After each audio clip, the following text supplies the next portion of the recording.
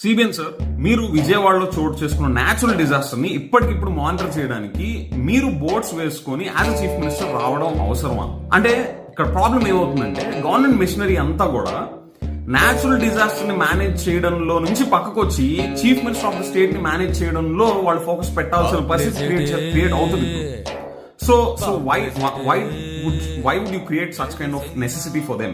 ముఖ్యమంత్రిగా నేను వచ్చి ఆ జరిగే పనిని చెడగొట్టి అధికారులందరూ నా చుట్టూ తిప్పుకొని ఫోటోలకు మాత్రం పోజులు ఇచ్చి టీవీలోను పేపర్లోను నేను రావాలి అని చెప్పి తాపత్రయపడే ముఖ్యమంత్రి ఈ రోజు లేడు.